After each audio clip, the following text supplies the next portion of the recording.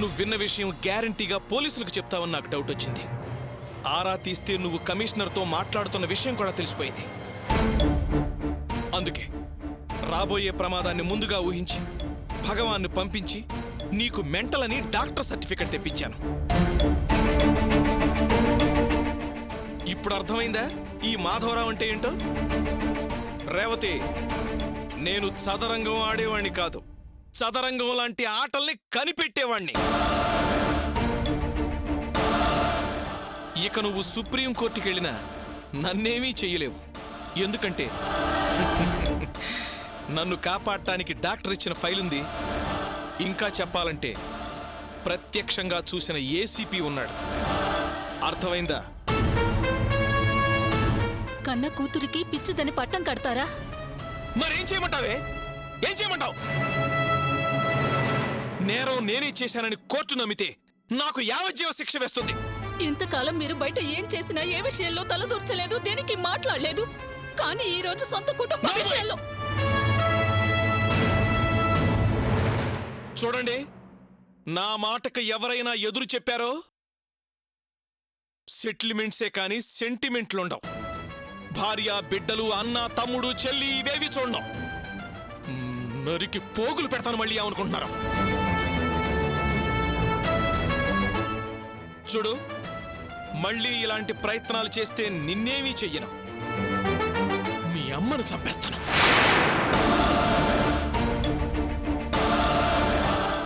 Just నా మీద చెయ్యెత్తినందుకే ఆ గోపిగాడి బతుకు బజారు పాలు చేశాడు.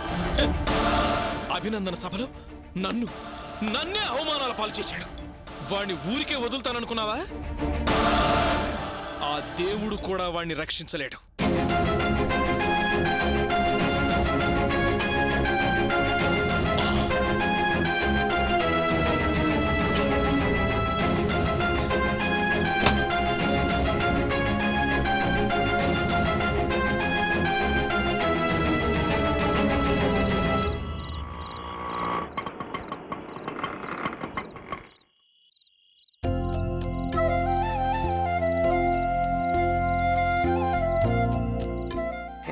ఏంటమ్మా, ఏదో పిండి వంటలు చేయడానికి కలుపుతున్నట్టున్నారు? అవునన్నయ్య, అన్నయ్యకి పిండి వంటలంటే చాలా ఇష్టం కదా, అందుకే అవే చేస్తున్నాను. అవునమ్మా, వాడు పోలీస్ స్టేషన్కి వెళ్ళినప్పటి నుంచి సరిగ్గా తిండి తినుండడు, సరిగ్గా నిద్ర కూడా పోయిండడు. రేపు వాడు విడుదలై రాగానే చక్కగా పిండి వంటల భోజనం పెట్టి బాగా విశ్రాంతి తీసుకోమని చెప్పండి. అన్నయ్య, మంచినీళ్ళు తీసుకోండి. అలాగే.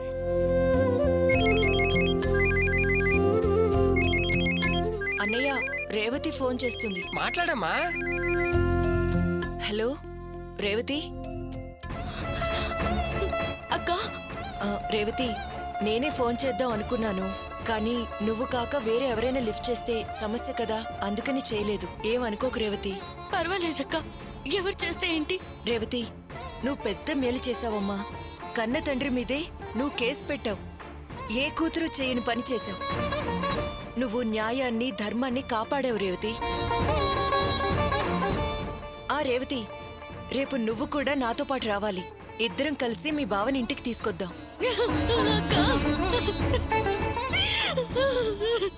రేవతి,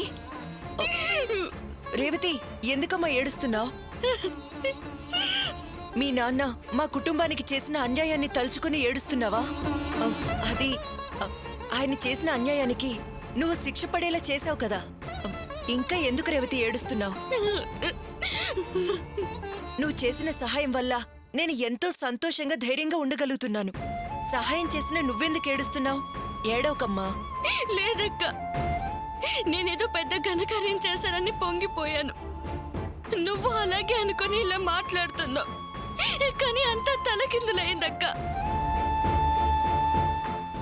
ఏది మనం అనుకున్నట్టు జరగలేదు. నా ప్రయత్నం ఫలించలేదక్క, మొత్తం వేస్ట్ అయిపోయింది. ఏంటి రేవతి, ఏంటి నువ్వనేది?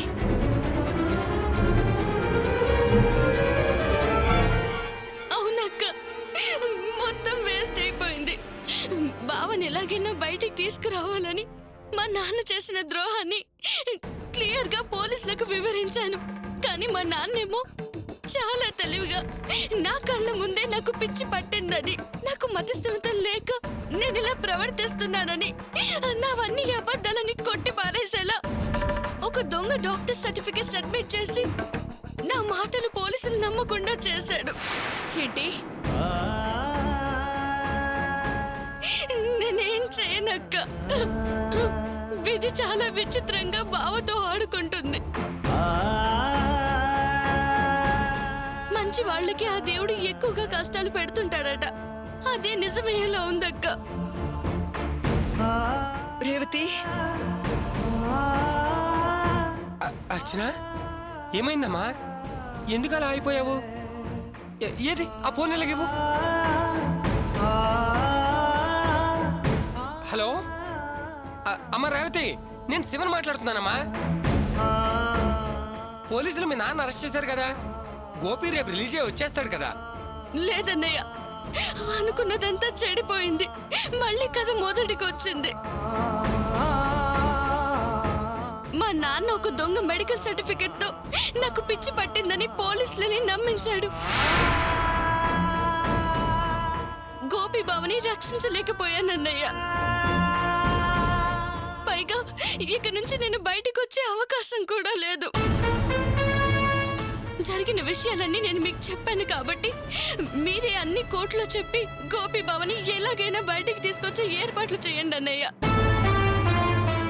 నేనేం చేయలేకపోతున్నందుకు నన్ను క్షమించండి అన్నయ్య.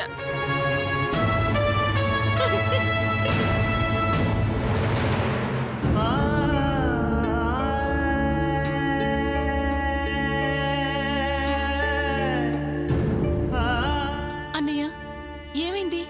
రేవతి ఏమంది? ఇంతకు ముందే కదా అన్నయ్య బయటకు వచ్చేస్తాడు అని అందరం సంతోషంగా ఉన్నాం. రేవతి ఫోన్ చేయగానే ఎందుకు మీరిద్దరూ అదోలా ఉన్నారు? అసలు రేవతి ఏం చెప్పింది?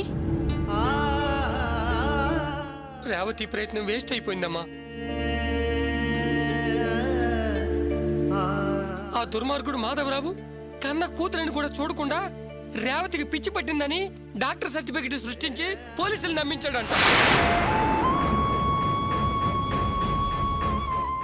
పోలీసులు రేవతి చెప్పేదంతా అబద్ధమని అనుకునేలా చేశాడంట.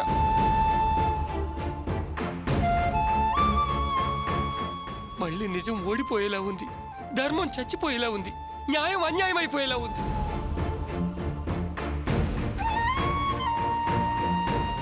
అంత కర్మమ్మా. గోపి తలరత బాగాలేదు, వాడు బయటకు వచ్చేలాగా లేడు.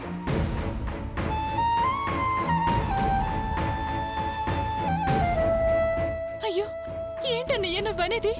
అంటే అన్నయ్య బయటకు రాడా? అయ్యో.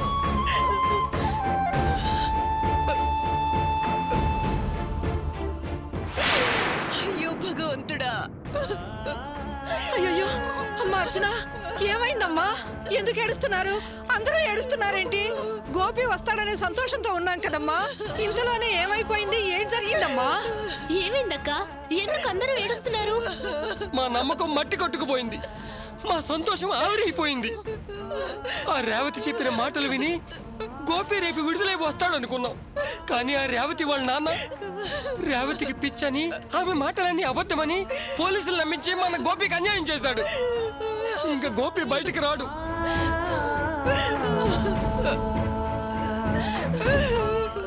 అమ్మా అర్చన, ఇప్పుడు ఏం జరిగిందని ఇంతలా ఏడుస్తున్నా? ఏం చేయమంటారమ్మా? ఏడవకి ఏం చేయమంటారు? రేవతి చెప్పిన దాన్ని బట్టి రేపు ఆయన ఇంటికి వచ్చేస్తారనుకున్నాను. ఇప్పుడు అలా జరగట్లేదు. నా ఆశలన్నీ అడియాసలైపోయాయి. అయ్యో, ఇక నేనేం చేయనమ్మా. అయ్యయ్యో, ఎందుకలా ధైర్యం కోల్పోతావమ్మా? అయినా నిన్నొక ప్రశ్న అడుగుతాను, సమాధానం చెప్పు. మీ వాళ్ళంతా మీ ఆయన ఇక బయటికి రాడు అని అన్నప్పుడు, లేదు ఆయన ఎలాగైనా బయటికొస్తారని ఎంతో నమ్మకంతో ధైర్యంగా మాతో అన్నావు. మీ అమ్మ నిన్ను చూడ్డానికొస్తే నా భర్త ఏ తప్పు చెయ్యలేదు, ఆయన్ని బయటికి తీసుకురావటానికి నా ప్రాణం ఉన్నంత వరకు పోరాడి ఆయన నిర్దోషాన్ని నిరూపించి బయటికి తీసుకొస్తానని ధైర్యంగా చెప్పిందానివి. మరిప్పుడు ఆ ధైర్యం నీకేమైంది? ఎటుపోయింది?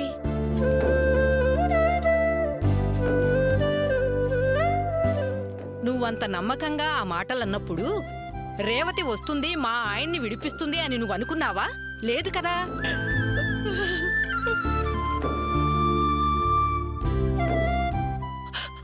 చూడర్చన, మొదట్లో ఏ ధైర్యంతో ఉన్నావో అదే ధైర్యంతో ఉండు.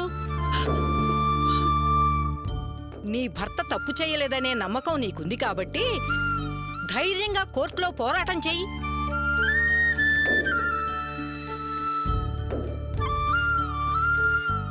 నీ నమ్మకమే నిన్ను కాపాడుతుంది, న్యాయమే గెలుస్తుంది.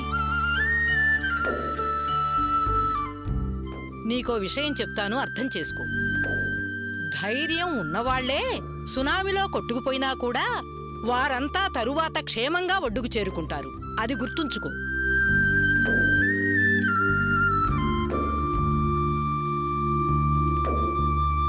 అంతా శూన్యమనుకున్నా నమ్మకమనే శక్తి తోడుండి రక్షిస్తుంది, బ్రతికిస్తుంది.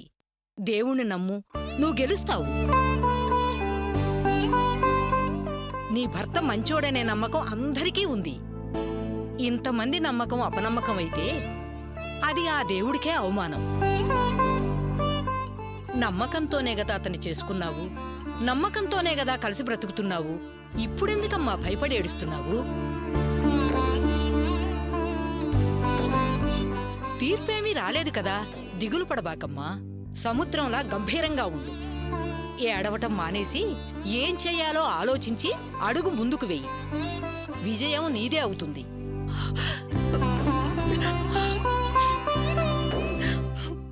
మీరు చెప్పింది నిజమే. నేను ఏడవను, నేను పోరాడతాను. చూడండి, ఏడవటము సమస్యకు పరిష్కారం కాదు. అర్చనని ఓదార్చటం, ధైర్యం చెప్పటం మానేసి ఎంత బాగా మీరంతా ఆమెతో పాటు ఏడుస్తున్నారు. ఇప్పుడు రేవత రాకపోతేయే నువ్వున్నావు, కోర్టుంది, లాయర్లున్నారు. అన్నిటికీ మించి నీతి న్యాయం ఉంది. గోపీని బయటికి తీసుకురావటం మానేసి అందరూ ఇలా ఏడిస్తే ఎలా? గోపి చాలా మంచివాడు, అతనికేమీ కాదు. అందరూ ధైర్యంగా ఉండండి. ఇదిగో బాబు ఏడుస్తున్నాడు, బాబుని ఎత్తుకో. ఎత్తుకో అమ్మా. భాను, పద.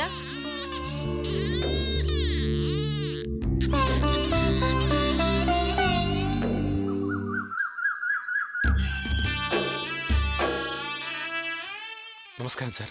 గోపి, ఏందినా నేను బయటికి రావడానికి అన్ని ఏర్పాట్లు జరిగిపోయాయా? అర్చనేది రాలేదు. అర్చనకి నేను బయటకు వస్తున్న విషయం చెప్పలేదా? రేవతి మాధవరావు మీద కంప్లైంట్ ఇచ్చిందంటగా ఏసీపీకి. ఆ మాధవరావు గారిని అరెస్ట్ చేస్తున్నారా? నేను బయటకు వచ్చేస్తున్నానా? ఏ ప్రాబ్లం ఉండదుగా? సారీ గోపి, మనం అనుకున్నది ఒకటి, కానీ జరిగింది ఇంకోటి. ఏంటి గోపి, ఒక్కసారిగా అలా డల్ అయిపోయావు? అసలు ఏం జరిగిందని కూడా అడగవే? మనం అనుకున్నవి జరగనప్పుడు ఏం జరిగితే ఏంటిదినా? గోపి, రేవతి చాలా కష్టపడి ఏసీపీకి వాళ్ళ నాన్న మీద కంప్లైంట్ ఇచ్చి పోలీసుల్ని ఇంటి దాకా తీసుకెళ్ళింది. కానీ ఆ మాధవరావుది క్రిమినల్ బ్రెయిన్ కదా.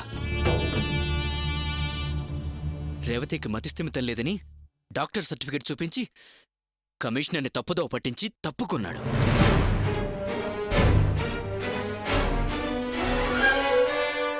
ఏసీపీ ఏమో అది నిజమేనని నమ్మి వెళ్ళిపోయాడు. పాపం, రేవతి చేసిన ప్రయత్నమంతా వృధా అయిపోయింది గోపి. అందుకేనా అర్చన నన్ను చూడడానికి రాలేదు? సర్లేండి. అయినా మీరిద్దరూ ఈ విషయం చెప్పడానికి ఇంత దూరం వచ్చారా? గోపి, అప్సెట్ కాకు. నువ్వు ధైర్యంగా ఉండాలి. మేము నిన్ను కలిసి కేసుకి సంబంధించిన డీటెయిల్స్ తెలుసుకుని ఫర్దర్గా ఏం చేయాలో ఆలోచించడానికే వచ్చాం. దినా, ఆ మాధవరావు గారిది క్రిమినల్ బ్రెయిన్. వాడి తెలివితేటల ముందు నా నమ్మకం ఓడిపోయింది. నేను ఇంకా బయటకు వస్తానన్న నమ్మకం నాకు లేదు. గోపి, నువ్వు ధైర్యంగా ఉండాలి, కానీ నమ్మకాన్ని మాత్రం పోగొట్టుకోవద్దు. అప్పుడే జడ్జిమెంట్ వచ్చినట్టు అలా ఫీల్ అవుతావు ఎందుకు? అర్చన చాలా ధైర్యంగా, నమ్మకంగా ఉంది గోపి. నువ్వెందుకు ఇలా అధైర్యపడి నిరాశగా మాట్లాడుతున్నావు? గోపి, కేసుకు సంబంధించి అన్ని విషయాలు నాకు క్లియర్గా చెప్పావు. కానీ నేనిప్పుడు ఈ కేసు డైరెక్ట్గా ఇన్వెస్టిగేషన్ చేయబోతున్నాను. అందుకని నువ్వు కొన్ని విషయాలు క్లియర్గా చెప్పాలి. చెప్తాను సార్, అడగండి. రాత్రి 12 గంటల సమయంలో నువ్వు షెడ్లో పనిచేస్తున్నప్పుడు ఎవరో కార్ రిపేర్ అని తీసుకెళ్లారని చెప్పావు కదా? అవును సార్. సరే, నువ్వు ఆ కార్ రిపేర్ చేసేటప్పుడు ఇంకో కార్ ఏదన్నా నీ షెడ్ వైపు వెళ్ళినట్టు గుర్తుందా? కాస్త బాగా జ్ఞాపకం తెచ్చుకొని చెప్పు. నేనెందుకు అడుగుతున్నానంటే, నువ్వు ఆ కార్ రిపేర్ చేసేటప్పుడే ఈ డెడ్ బాడీని కారులో పెట్టే అవకాశం ఉంది. కాస్త నిదానంగా ఆలోచించి చెప్పు.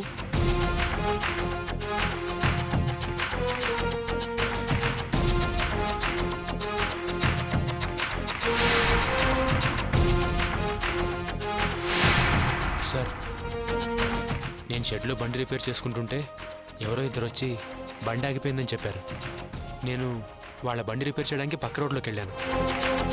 నాకు తెలిసి అదే గుర్తు నాకు. ఓకే, గుర్తు లేకపోవచ్చు. పోనీ కారు సౌండ్ ఏదన్నా విన్నావా? అదే, నీకు కారు సౌండ్ మీద ఐడియా ఉంటుంది కదా? సౌండ్ ఏమో సార్, గుర్తు రావట్లేదు.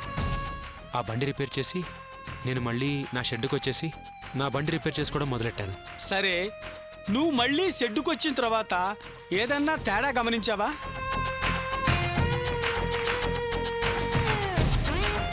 ఐ మీన్, పెట్టి వెళ్ళిన సామాన్లు పెట్టినట్టే ఉన్నాయా, లేదంటే ఏమన్నా మార్పు గమనించావా?